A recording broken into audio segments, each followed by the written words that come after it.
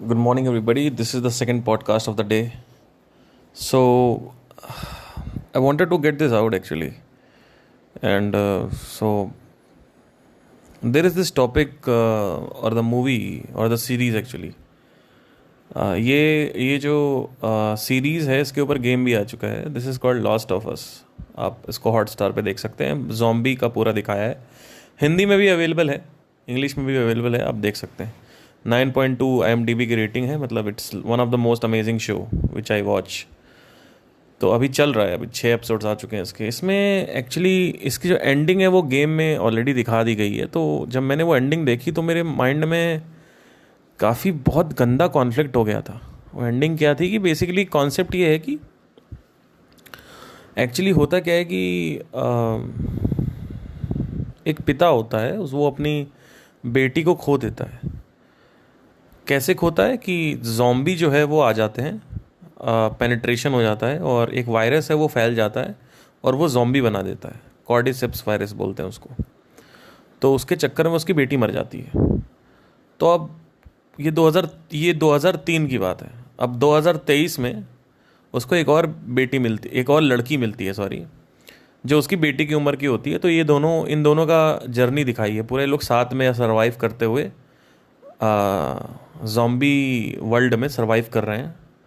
और इन लोगों का बॉन्ड बहुत अच्छा दिखाया है, मतलब पिता और बेटी का. अब ये जो लड़का है, ये जो आदमी है एक्चुअली, ये उस लड़की के अंदर अपनी बेटी देखने लगता है, जो बेटी 2003 में मर चुकी है जॉम्बी अपोकलिप्स में.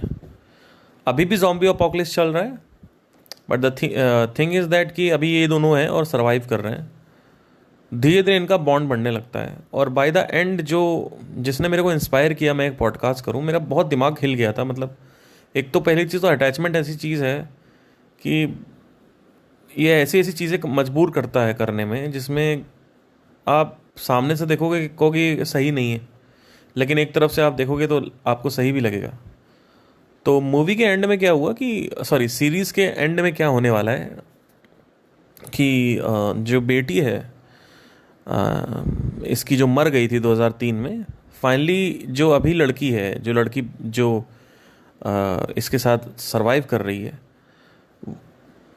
उसको ये लोग ले जाते हैं एक मेडिकल एजेंसी वाले उसके ऊपर ऑपरेशन करने के लिए, क्योंकि उस लड़की के अंदर क्योर होता है जॉम्बी वर्ल्ड का. अगर वो लड़की को हम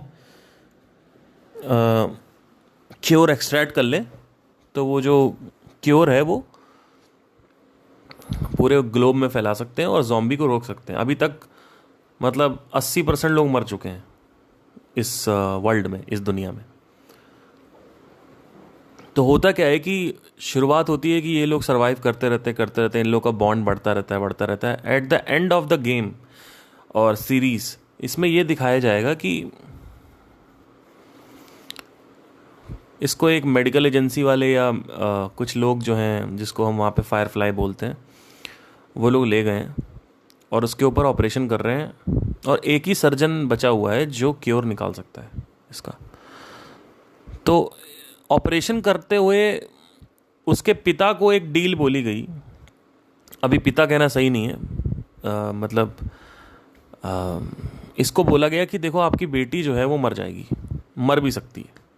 यानी जो वो लड़की है, जो बेटा बाप और बेटी का जो रोल दिखाया है उसमें, बेसिकली वो ख़त्म हो जाएगी बच्ची आपकी.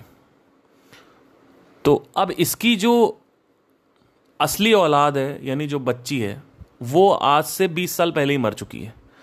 और उसके दर्द में ये इतना ज़्यादा पागल हो गया है कि पूरा 20 साल उसने झेला है. अब उसको एक लड़की मिली है जो पिछले 1-1.5 साल से इसके साथ है और इसकी बेटी की तरह ही है, और एक बॉन्ड बना हुआ है. और इतना ज़्यादा बॉन्ड बन गया है कि वो बहुत प्यार करने लगा है उसको अपनी बेटी की तरह, और वो भी उसको प्यार करने लगती है पिताजी की तरह, पापा की तरह, पिता की तरह. लास्ट में क्या होता है गेम में कि वो जो डॉक्टर है वो कहता है कि ये मर जाएगी 100%, लेकिन क्योर आ जाएगा. तो वो रेजिस्ट करता है उसका, कहता है कि नहीं इसको मरना नहीं है, आप क्योर निकालो चाहे नहीं निकालो, मैं इसको मरने नहीं दे सकता, सॉरी. तो ये लोग क्या करते हैं, ये जो सारे जो फायरफ्लाइज हैं या जो एजेंसी है ये पूरी, ये पकड़ के इसको जेल में डाल देती है। अब ऑपरेशन से ठीक पहले ये जेल से निकल जाता है किसी तरीके से बाहर, और ऊपर जाके नर्स को मार देता है, सारी डॉक्टर को मार देता है और उसको बचा लेता है। अब डॉक्टर तो मर गया, वो तो बच भी गई, ठीक है। लेकिन होता क्या है कि जब तक सीरीज एंड होती है तब तक एक बड़ी कमाल की चीज़ दिखाई गई कि जो सर्जन का बेटा सर्जन की जो बेटी होती है, जब उसको पता चलता है कि मेरे पापा को इसने मार दिया है इस लड़की को बचाने के लिए, वो आके उस आदमी को मार देती है। मतलब जो लीड एक्टर है, जो पिता है, उसको मार देती है आके। फिर जो एली है, यानी जो बच्ची है उसको पता चलता है कि मेरे पापा को सर्जन की बेटी ने मार दिया, और एक पूरा का पूरा कॉन्फ्लिक्ट दिखाया है। बेसिकली इसमें ये कहने का मेरा तात्पर्य ये है कि वो पिता इस सदमे में रह जाता है कि अब दोबारा मुझे मौका मिला है अपनी बच्ची को बचाने का, इसलिए वो सर्जन को मार देता है, नर्सों को मार देता है। लेकिन सर्जन की भी एक बेटी होती है, वो आके इसको मार देती है, ठीक है। और पूरा का पूरा कॉन्फ्लिक्ट दिखाया है। वो कॉन्फ्लिक्ट इतना तगड़ा मेरे माइंड में घुसा हुआ है जिसकी कोई हद नहीं है।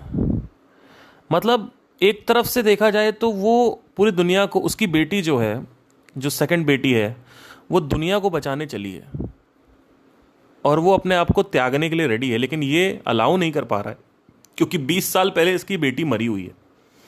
तो अब इसको दोबारा मौका मिलता है और ये कुछ नहीं सोचता और उसको बचा लेता है, और दुनिया भाड़ में जाए, अपनी बच्ची को बचाना है, बस कुछ भी हो जाए।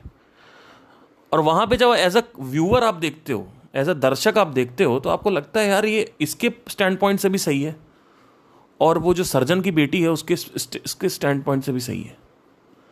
और पूरा का पूरा कॉन्फ्लिक्ट दिखाया है। फिर जब सीज़न 2 आएगा, अभी इसका सीज़न 2 भी आने वाला है, तो जो एली है, यानी जो इसकी सेकंड बेटी है, वो बदला लेती है सर्जन की बेटी से पूरी की पूरी सीरीज़ में।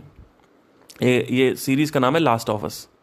हॉटस्टार पे आप देख सकते हैं, बढ़िया है। मतलब इसमें इमोशनल बहुत तगड़ा दिखाया गया है।